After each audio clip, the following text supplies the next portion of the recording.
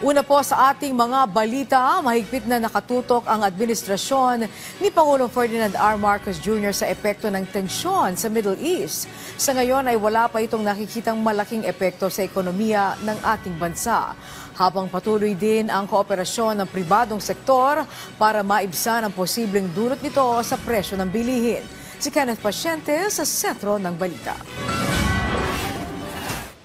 Walang malalang epekto sa Pilipinas. Ganyan nakikita ng pamahalaan ang kasalukuyang sigalot sa Middle East. Kasunod kasi ng pulong at pag-assess ng economic team ng pamahalaan sa pangunguna ni Pangulong Ferdinand R. Marcos Jr., wala raw dapat ika-alarma sa ngayon. So far, there's no effect. So that there is no significant effect on the economy. Yun lamang, binabantayan natin ngayon, yung price gouging. Dahil ang dami ko nang nakita, nagtataas ng presyo. Hindi naman tumaas ang presyo ng langis. So yun ang babantayan natin ngayon. Yeah, that's what we are going to watch. Patungkol naman sa pagtaas ng presyo ng produktong petrolyo, sinabi ng Pangulo na bumaba na sa $69 ang presyo ng langis mula sa higit $70 kada bariles. Matapos ang paghupa ng tensyon sa pagitan ng Israel at Iran. Kaya hindi pa nakikita ng pamahalaan ang pangangailangan sa pagpapatupad ng fuel subsidy. Bago yung presyo, then we do the same like before. Ang sinasabi namin, hindi ayuda, subsidy, pag tumaas ang presyo.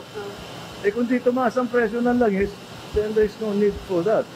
We can proceed, we can do business as usual. The price of oil has not gone up. So we do not need to talk about the subsidy yet. The price of oil has not gone up. It went up for one day, then it came back down.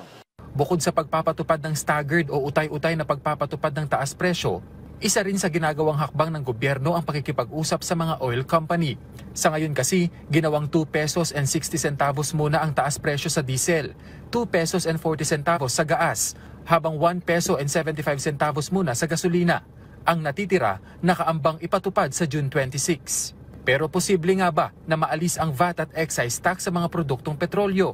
Paliwanag ng DOE. But the excise tax and the value-added tax, which is 12%, is imposed because of a law, no? Legislation yan eh.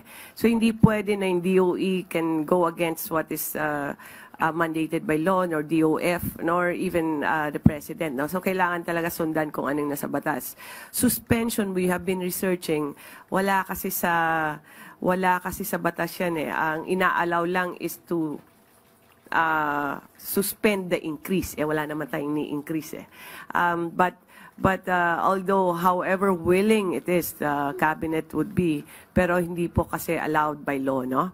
So it will have to be an act of Congress.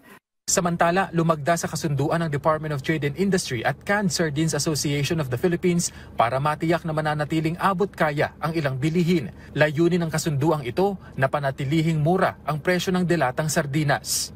So sa ngayon po at sabi nga po mananatili na 21 pesos ang suggested retail price ng bawat 155 grams na lata ng sardinas. Kenneth Pasyente para sa Pambansang TV sa Bagong Pilipinas.